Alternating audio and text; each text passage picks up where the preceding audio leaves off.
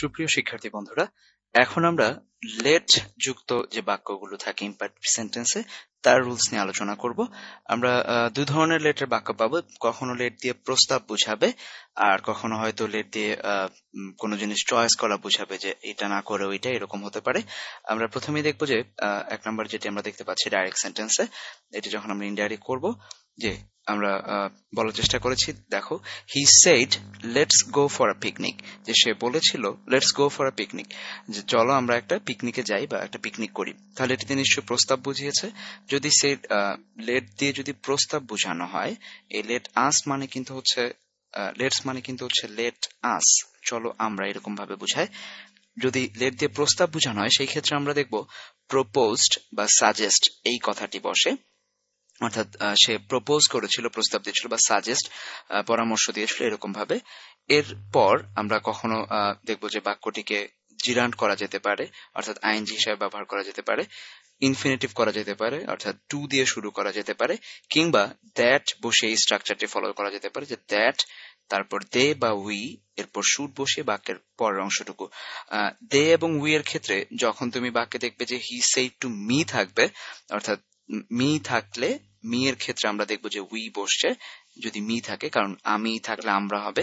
বাদ বাকি সময় সাধারণত আমরা দে ব্যবহার করে থাকি, যে তারা, এরকম অর্থে, যে তারা সবাই মিলে করতে চায়, এরকম কিছু। তাহলে চলো আমরা এটা করার চেষ্টা করি। He said let's go for picnic. তাহলে হি সেড, আমরা জানি যে সেড এর পরিবর্তে কি বসবে, প্রপোজড বা সাজেস্ট। প্রত্যেকটা জায়গায় কিন্তু আমরা প্রপোজ বা সাজেস্ট বসাচ্ছি, এটা কিন্তু সেড এর পরিবর্তে ব্যবহৃত হচ্ছে এই জিনিসগুলো। তাহলে সেড এর পরিবর্তে বসবে প্রপোজড, লিখলাম আমরা হি প্রপোজড। তারপর কমা, ইনভার্টেড কমা উঠে গিয়ে আমরা বলেছি যে কখনো জিরান্ট হবে, কখনো ইনফিনিটিভ হবে, আর কখনো দ্যাট। আমরা তিনটি উদাহরণই তোমাদের করে দেখাচ্ছি। তাহলে আমরা লিখবো যে he said, comma inverted comma উঠে গিয়ে আমরা এখন তাহলে জিরান্ট করছি। তাহলে আমরা জানি আইএনজি দিয়ে শুরু হবে। হি প্রপোজড, ভার্বকে আমরা আইএনজি করে শুরু করব। গো থাকলে কি হবে, গোয়িং ফর, তারপরে বাদ বাকি অংশটুকু পিকনিক। তাহলে দেখো, হি সেড, আমরা সেড এর পরিবর্তে ব্যবহার করলাম প্রপোজড, এবং তারপর কমা ইনভার্টেড কমা উঠে গিয়ে আমরা জিরান্ট করে দিলাম বাক্যটিকে। গো থাকলে আমরা ভার্ব থেকে আইএনজি করে গোয়িং ফর আ পিকনিক। এই বাক্যটিকে আমরা যদি ইনফিনিটিভ ভাবে করতে চাই, তাহলে আমরা লিখব হি সেড এর জায়গায় প্রপোজড, তারপর কমা ইনভার্টেড কমা উঠে গিয়ে এবার আমরা ইনফিনিটিভ করব, অর্থাৎ টু যুক্ত ভার্ব নিয়ে আসবো। তাহলে হি প্রপোজড, তাহলে আমরা টু, আর এরপর আমরা জানি অলওয়েজ ভার্বের বেস ফর্ম, অর্থাৎ ভার্ব ওয়ান বসে। হি প্রপোজ টু গো, বাদ বাকি অংশটুকু যা আছে তাই থাকবে, ফর আ পিকনিক। আর লাস্ট আমরা যদি বলি যে না, আমরা এই বাক্যটিকে দ্যাট ব্যবহার করে এইভাবে ব্যবহার করব, সেই ক্ষেত্রে আমরা আরেকটি রুলস ফলো করতে পারি। আমরা নিয়মটা ঠিকই রাখবো, প্রপোজড এটি থাকবে। তারপর কমা এবং ইনভার্টেড কমার পরিবর্তে আমরা দেখব যে দ্যাট ব্যবহার করবো। আমরা একদম প্রথমে অ্যাসার্টিভ সেন্টেন্সে দ্যাট ব্যবহার করেছিলাম, সেই দ্যাটের রুলস আমরা আবার ফিরে যাচ্ছি। হি প্রপোজড দ্যাট, তারপর সাবজেক্ট বসাতে হবে দে বা উই। এখন আমরা দেখতে পাচ্ছি এখানে যদি সেড টু মি নেই, মি না থাকার কারণে আমরা এখন ব্যবহার করব যে দে, কারণ এটা তারা তারা মিলেই গল্প করছে, তাহলে তাদের মধ্যে থাকুক। He said let's go for a picnic, চলো আমরা পিকনিকে যাই। সে বলেছিল যে তাদের পিকনিকে যাওয়া উচিত বা এরকম একটা কিছু। তারপরে দে এর পরে আমরা জানি শুড বসবে, আমরা দেখতে পাচ্ছি এখানে শুড, দে এবং অথবা উই, তারপর আমরা শুড ব্যবহার করব।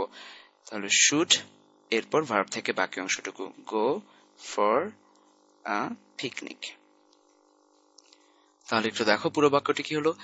আমরা হি প্রপোজড প্রত্যেকবার হি প্রপোজ থাকছে। এরপর কখন আমরা জিরান্ট করে দিচ্ছি, সেক্ষেত্রে আমরা ভার্বকে আইএনজি অবস্থায় ব্যবহার করছি। কখনো আমরা টু গো অর্থাৎ ইনফিনিটিভ হিসেবে ব্যবহার করছি, আর কখন আমরা দ্যাট ব্যবহার করে তারপর সাবজেক্ট বসিয়ে দে বা উই, এরপর শুড ব্যবহার করছি।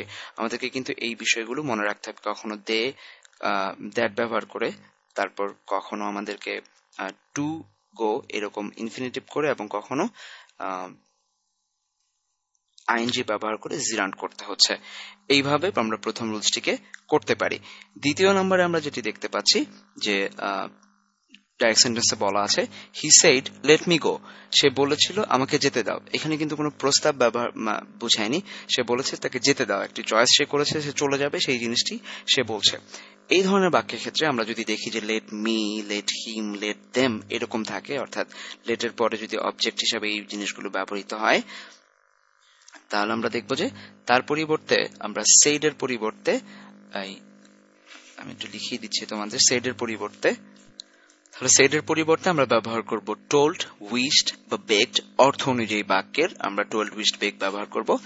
তারপর দ্যাট ব্যবহার করে সাবজেক্ট ব্যবহার করতে হবে, এবং মাইট তার পরবর্তী অংশটুকু, অথবা might be allowed to, voice change করে যদি আমরা করি প্যাসিভে, এইভাবে ব্যবহার করতে হবে। আমি যদি একটু উদাহরণ দিয়ে ব্যাখ্যা করার চেষ্টা করি, তাহলে হবে হি সেইড আমরা ব্যবহার করব ইনডাইরেক্টে যখন যাব, হি টোল্ড বা উইশড, আমরা যদি উইশ নেই তাহলে উইশের ভার্ব টু, সেড এর কারণে উইশড বসবে। হি উইশড, কমা ইনভার্টেড কমা উঠে গিয়ে আমরা এখন দেখতে পাচ্ছি যে আমরা দ্যাট ব্যবহার করছি, হি উইশড দ্যাট। তারপর সাবজেক্ট, সাবজেক্ট কে আছে মি, অর্থাৎ মি চলে যাবে, যেহেতু ফার্স্ট পারসন থাকলে আমরা জানি সাবজেক্টে চলে যাবে, তাহলে বসবে he said, he wished that, he হিসাবে বসবে হি সেইড দ্যাট হি। এরপর মাইট অথবা মাইট বি অ্যালাউড টু, আমরা মাইট বি অ্যালাউড টু লিখছি, might be allowed to go, এই জিনিসটুকু দিয়ে শেষ করতে হবে। তাহলে আমরা পুরো জিনিসটা যদি আরেকবার দেখি, আমরা দেখলাম যে সেইড থাকলে উইশড বসবে, এবং কমা ইনভার্টেড কমা উঠে গিয়ে দ্যাট বসবে, এরপর সাবজেক্ট বসে, তারপর মাইট অথবা মাইট বি অ্যালাউড টু, আমরা মাইট বি অ্যালাউড টু বসেছি, মাইট বি অ্যালাউড টু, তারপর ভার্বটুকু যা আছে গো, এইভাবে বসছে। তাহলে আমরা দেখলাম লেটের দুইটি নিয়ম থাকে। এক নম্বরে আমরা দেখেছি যে সেইডের পরিবর্তে প্রপোজড বসছে যখন প্রস্তাব দেওয়া হবে, যদি প্রস্তাব দেওয়া হয় সেই ক্ষেত্রে আমরা লিখে দিচ্ছি, প্রস্তাব যদি দেওয়া হয় সেই ক্ষেত্রে এই জিনিসগুলো বসবে, প্রপোজড বা সাজেস্ট। তারপর কখনো জিরান্ড, কখনো ইনফিনিটিভ, কখনো দ্যাট বসিয়ে সাবজেক্ট, তারপর শুড, এইভাবে আমরা করেছি। দুই নম্বরে আমরা দেখেছি যে আমরা ডাইরেক্ট সেন্টেন্সে যদি প্রস্তাব না বুঝিয়ে অন্য কোনো কিছু বোঝায়, সেই ক্ষেত্রে আমরা উইশড, বেগড বা টোল্ড এইভাবে যে কোনো একটা কিছু ব্যবহার করে, তারপর কমা ইনভার্টেড কমার পরিবর্তে আমরা দ্যাট ব্যবহার করেছি, এবং সাবজেক্ট ব্যবহার করে মাইট অথবা মাইট বি অ্যালাউড টু, তারপর ভার্ব এভাবে ব্যবহার করেছি। তো আশা করি তোমরা এই জিনিসগুলো বুঝতে পেরেছো। আমরা কিছু উদাহরণ দিয়ে তোমাদের এখন এই জিনিসগুলো আবার একটু সলভ করার চেষ্টা করবো। যদি কোনো প্রবলেম থাকে আশা করি তোমরা জিনিসগুলো বুঝতে পারবে। সুপ্রিয় শিক্ষার্থী বন্ধুরা, আমরা এতক্ষণ লেটের যে রুলস গুলো পড়ে এসেছি তার মধ্য থেকে আমরা এখন উদাহরণ করার চেষ্টা করব। যদি তোমাদের কোনো প্রবলেম থাকে আশা করি সেগুলো সলভ হয়ে যাবে। আমরা লেটের দুটি নিয়ম তোমাদের পড়িয়েছি। যদি লেট দিয়ে প্রস্তাব না বোঝায় সেই ক্ষেত্রে উইশড অথবা বেগড কিংবা টোল্ড এগুলো ব্যবহৃত হয়ে দ্যাট, তারপর সাবজেক্ট এবং তারপর মাইট বা মাইট বি অ্যালাউড ব্যবহার করে বাকি অংশটুকু করতে হয়। আরেকটি রুলস আমরা পড়েছি, লেট দিয়ে যদি প্রস্তাব বোঝায় সাধারণত সেই ক্ষেত্রে আমরা প্রপোজড বা সাজেস্ট এই দুটো ব্যবহার করে কখনো জিরান্ড, কখনো ইনফিনিটিভ, কখনো বা দ্যাট বসিয়ে দে বা উই সাবজেক্ট হিসেবে ব্যবহার করে শুড ব্যবহার করে বাকি অংশটুকু করতে হয়। তো চলো আমরা এই রুলস গুলো যদি তোমরা একটু মনে রাখো, আমি তোমাদের বোঝার স্বার্থে এগুলো পাশে লিখে দিয়েছি যাতে তোমরা উদাহরণগুলো করতে গেলে রুলস গুলো মনে করতে পারো। আমরা প্রথমে যে বাক্যটি দেখতে পাচ্ছি উদাহরণের ডাইরেক্ট সেন্টেন্সে, সেখানে বলা আছে the poor man said let me have some food. গরিব লোকটি বলল যে আমাকে কিছু খাবার দাও। তার মানে নিশ্চয়ই সে প্রস্তাব দেয়নি, সে চেয়েছিল খাবার, অর্থাৎ তাহলে আমরা ব্যবহার করবো দ্য পোর ম্যান সেড এর পরিবর্তে, যেহেতু সে খাবার হাত পেতে চেয়েছিল অর্থাৎ ভিক্ষা চেয়েছিল, সেক্ষেত্রে আমরা ব্যবহার করবো begged. The poor man begged, এখানে উইশড আর বেগড মধ্যে থেকে আমরা বেগ নিলাম। তারপর কমা ইনভার্টেড কমা উঠে গিয়ে আমরা বলেছি দ্যাট বসাতে হবে, সেক্ষেত্রে আমরা বসালাম কমা ইনভার্টেড কমা উঠে গিয়ে that. The poor man said that, এবার সাবজেক্ট বসাতে হবে, যেহেতু ফার্স্ট পারসন আসে তা চলে যাবে সাবজেক্টের ক্ষেত্রে। দ্য পোর এর পরিবর্তে আমরা জানি কি বসবে, হি। আমরা দেখতে পাচ্ছি এখানে দ্য পোর এর পরিবর্তে হি বসেছে। The poor man begged that he, এরপর আমরা মাইট বা মাইট বি অ্যালাউড যে কোনো একটা কিছু ব্যবহার করবো, মাইট ব্যবহার করেছি, তারপর ভার্ব থেকে বাকি অংশটুকু হ্যাভ সাম ফুড, তাহলে মাইট হ্যাভ সাম ফুড। পুরো বাক্যটি হলো the poor man said let me have some food. Indirect করার সময় আমরা দেখলাম আমরা ব্যবহার করলাম দ্য পোর ম্যান বেগড, যে তিনি ভিক্ষা চেয়েছিলেন, that he might have some food, তাকে কিছু খাবার দেওয়ার জন্য হয়, এইভাবে। পরের যে বাক্যটি আমরা দেখতে পাচ্ছি ডাইরেক্ট বাক্যটিতে বলা আছে he said let me read, আমাকে পড়তে দাও। তার মানে সে কিন্তু প্রস্তাব করেনি, সে চেয়েছিল পড়তে, সেক্ষেত্রে আমরা said এর পরিবর্তে ব্যবহার করলাম wished। আমরা এখানে দেখছি যে wished রয়েছে, তাহলে she wished that, comma inverted comma উঠে গিয়ে আমরা আবারও দ্যাট ব্যবহার করতে হয়, দ্যাট ব্যবহার করলাম। তারপর মি আছে, এটি চলে যাবে সাবজেক্টের কাছে, তাহলে শি এর পরিবর্তে শি বসলো। তাহলে she wished that she might be allowed, আমরা এখান থেকে মাইট বি অ্যালাউড ব্যবহার করলাম। মাইট অথবা মাইট বি অ্যালাউড যেটাই আমরা ব্যবহার করি না কেন, মাইট বি অ্যালাউড। তারপর টু রিড, এই বাকি অংশটুকু এখানে বসে গেল। তাহলে খুব ইজিলি তোমরা দেখতে পারলে যে বাক্যটি ছিল she said let me read, সেখান থেকে আমরা যখন ইনডাইরেক্ট করলাম তখন আমরা ব্যবহার করলাম she wished, কমা ইনভার্টেড কমার পরিবর্তে that she might be allowed to read। তাহলে আমরা এই রুলস গুলো বুঝতে পারলাম। এরপর আমরা আরেকটি ডাইরেক্ট সেন্টেন্স দেখতে পাচ্ছি যেখানে বলা আছে Mahi said to me let's go for a walk, Mahi আমাকে বলেছিল চলো আমরা হাঁটতে যাই। তাহলে নিশ্চয়ই এই লেটস দিয়ে প্রস্তাব বোঝানো হয়েছে। যদি প্রস্তাব বোঝানো হয় আমরা জানি সেই ক্ষেত্রে আমরা বাক্যগুলোকে জিরান্ড, ইনফিনিটিভ কিংবা দ্যাট যুক্ত রুলস ব্যবহার করতে পারি। সেই ক্ষেত্রে আমরা প্রপোজড অবশ্যই বসাবো, প্রপোজড বা সাজেস্ট যাই হোক।